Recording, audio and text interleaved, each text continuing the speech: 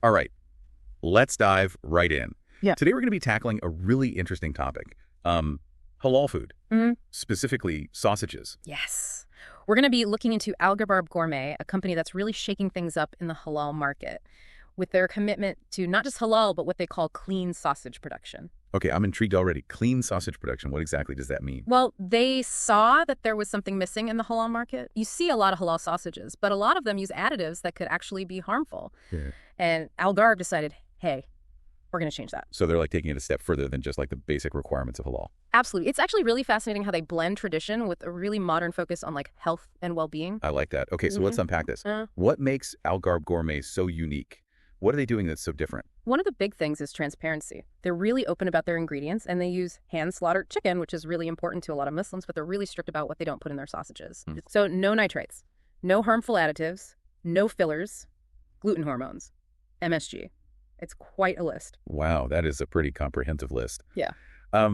I have to ask, though, what's the deal with nitrites? Like, I see them on so many labels all the time. Yeah, that's a question a lot of people have. Nitrates and nitrates, they occur naturally, but when you add them to like processed meats, sausages especially, they can react with other stuff in the meat and for what are called N-nitroso compounds. And the problem is some of those compounds are thought to be carcinogenic. Oh, okay. So that's why everyone's trying to like cut them out. Yeah, exactly. There's still a lot of research being done, but there's enough evidence to say that like limiting your intake is probably a good idea. And Gharb Gourmet, they're just taking it a step further and avoiding them completely. That makes sense. It kind of raises a question, though. What's the point of other halal sausage makers using hand-slaughtered meat only to then add these things that could potentially be harmful? Doesn't that defeat the whole purpose of like halal and clean? It's a really good point. And it's actually something that Gharb Gourmet brings up themselves. You know, for them, it's not just about checking off the boxes of halal. It's really about a whole approach to health and well-being that reflects a deeper commitment to Islamic values. And, you know, adding ingredients that could be harmful just kind of goes against that whole idea. I see. Yeah. It's about like actually living up to the principles behind halal. Yeah. Not just the label. Exactly. It's about going beyond just like the label and like really understanding the why behind every ingredient choice. You mentioned they use hand-slaughtered chicken. Can you explain why that's so important in halal traditions? Oh, of course. In Islam, the way an animal is slaughtered is really important to whether or not it's considered halal.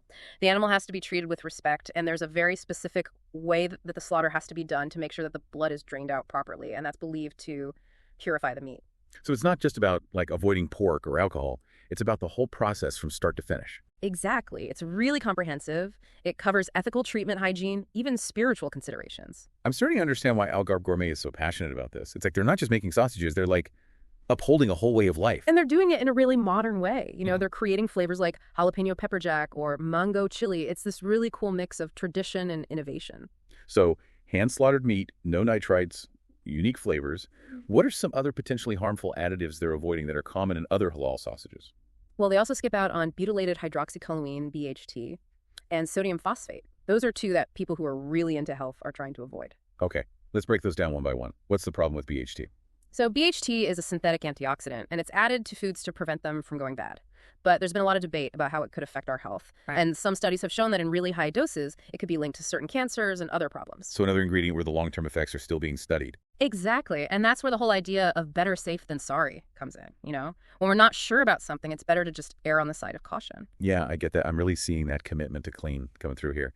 And what about sodium phosphate? Why is that on their no list?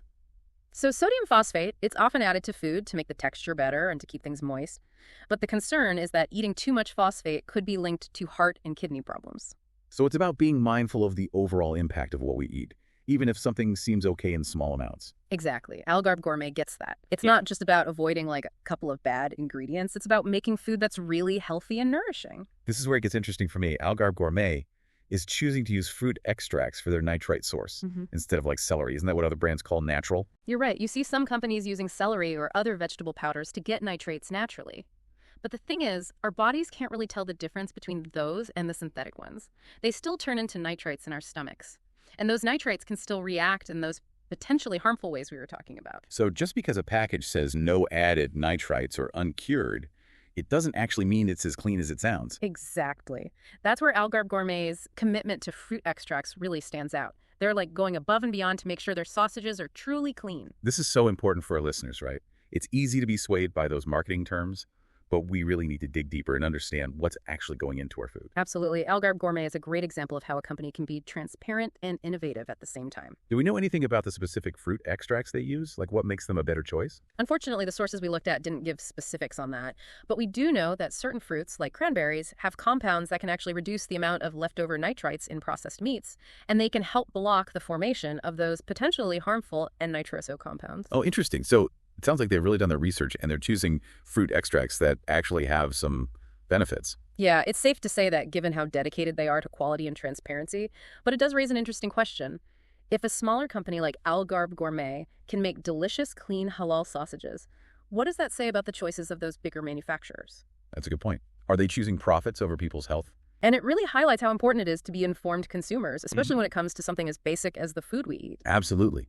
Yeah. We need to be asking those questions, reading those labels, and supporting the companies that are aligned with our values. Now, talking about going above and beyond, Gharb Gourmet's commitment to using natural casings really shows their attention to detail. Yeah, for sure. It's not just about the ingredients themselves, but the whole process. Exactly. They understand that for a lot of halal consumers, it's about the whole experience. It's impressive to see a company that cares so much about every aspect of what they do. It really is. And it sets a higher standard for other manufacturers out there. It encourages them to really think about how they do things and how their choices affect the people who eat their food. So we've talked a lot about Gharb Gourmet and how committed they are to making halal and clean sausages, hand-slaughtered chicken, no potentially harmful additives, natural casings. But before we wrap up this part of our deep dive, I want to step back for a second and talk about the halal food industry as a whole. So this isn't just about one company. This is about starting a bigger conversation about how we can all be more conscious and responsible when it comes to halal food. Exactly. Our choices about food have consequences. They affect our health, our communities, even the environment. It's empowering to know that we have a choice, and that by making informed decisions, we can stay true to our values. What are the consequences of our choices? There's a lot to think about. Gharb Gourmet's story really makes us think about all of that. Their dedication to halal and clean is a powerful reminder that we can demand more from our food and that we can support the companies that share our vision for a healthier and more ethical future. Before we move on, I want to make sure our listeners understand that Gharb Gourmet's story shows us how tradition, health, and ethics can all come together in halal food. It's not just about following rules. It's about understanding the spirit behind those rules and making choices that benefit everyone. Well said. Halal is so much more than just a label. It's a way of life that encompasses compassion, mindfulness, and respect for the interconnectedness of everything. Okay, so we've talked about how even natural nitrates can be a problem. What about other common preservatives? Are there any that Gharb Gourmet is specifically avoiding? That's a great question. Our sources didn't go into detail about every single preservative they avoid, but their promise of no harmful additives tells us that they're avoiding anything that could be a health risk. So probably things like sulfites, benzoates, parabens. Those are in a lot of processed foods. Okay. But they've been linked to some health problems. It's a safe bet considering their focus on clean ingredients. But it's worth noting that even preservatives that are labeled as natural, like rosemary extract or citric acid, can also have downsides if they're used in really high amounts or if someone is sensitive to them. Right. It all comes back to moderation and really understanding what each ingredient is all about. Exactly. There's no one-size-fits-all solution. That's why being informed and making choices that work for you is so important. We've talked a lot about the downsides of some additives, but are there any benefits to using preservatives in food at all? Of course.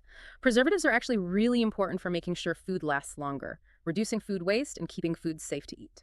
They prevent things like bacteria, mold, and yeast from growing, which can cause food poisoning. So they're essential for food safety, especially in a world where food has to travel long distances and is often stored for a while. Exactly. It's about finding the right balance, minimizing those potentially harmful additives, but also using preservatives responsibly to make sure food is safe. That's a great point. It's not about demonizing all preservatives. It's about understanding their role and choosing products that prioritize both safety and health. Exactly. And it's about pushing for more transparency and accountability from the food industry. Before we move on to the next part of our deep dive, I want to leave our listeners with a question.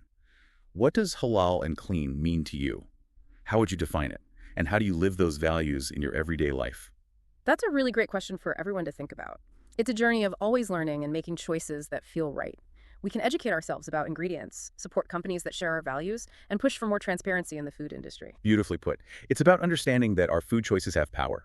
They impact our health, our communities, and our planet. Exactly. We can all strive to be more conscious consumers making choices that nourish us and contribute to a better world. Welcome back to our deep dive into halal food. In the last part, we're talking about Gharb Gourmet and how they're really setting a good example in the halal market, you know? Their commitment to using clean and healthy ingredients is pretty awesome. Yeah, for sure. And they've definitely gotten our listeners thinking. We've gotten a bunch of questions about nitrates in processed meat, especially those natural nitrites that come from celery or other veggies. That's a great point to bring up, and it shows that people are paying attention. Yeah. It's easy to get tricked by those marketing terms like natural, but like we said before, even those natural nitrates basically turn into regular nitrates in our bodies, just like the synthetic ones do. Right. So no matter where they come from, those nitrites can still react in ways that could be bad for our health. Like, even if a product says no added nitrites, it might not be as clean as it sounds. Exactly. Gharb Gourmet recognized that and took it a step further. They decided to use fruit extracts instead, which, from what the research shows, is a much cleaner option. Some listeners were also asking about organic acids as a natural alternative to nitrites. Have there been any studies done on that? There have. And it's an area that's getting more and more attention. And for good reason. Organic acids, like lactic acid or citric acid, have been used for centuries as natural preservatives. They work by making food more acidic, which creates an environment that harmful bacteria don't like. So basically, they stop bacteria from growing and make the food last longer naturally. Exactly. And what's really cool about organic acids is that a lot of them are already found naturally in foods, and we generally consider them safe to eat. So that's like a win-win situation, effective and natural. It is. There's more research being done. But some studies have already shown some really promising results when it comes to using organic acids in processed meats. They can stop bacteria from growing and help the meat last longer without messing with the flavor or texture. That's really encouraging. So even though more research is always good, it sounds like organic acids could be a real solution for making healthier and cleaner processed meat. Absolutely. And they're just one example of the innovative approaches that are being explored in the halal food world. And it's not just about the environment either. The ethical treatment of animals is another crucial part of halal food production. There's more and more emphasis on making sure that animals are raised and transported humanely, and that they're slaughtered according to halal guidelines so that we can minimize their stress and suffering. It's about treating animals with compassion and respect. That's right. It embodies the Islamic principles of kindness and taking care of the world around us. All of these positive things happening in the halal food industry are so inspiring. Companies like Gharb Gourmet are at the forefront of this whole movement towards more conscious, responsible, and innovative practices. They're setting the bar high.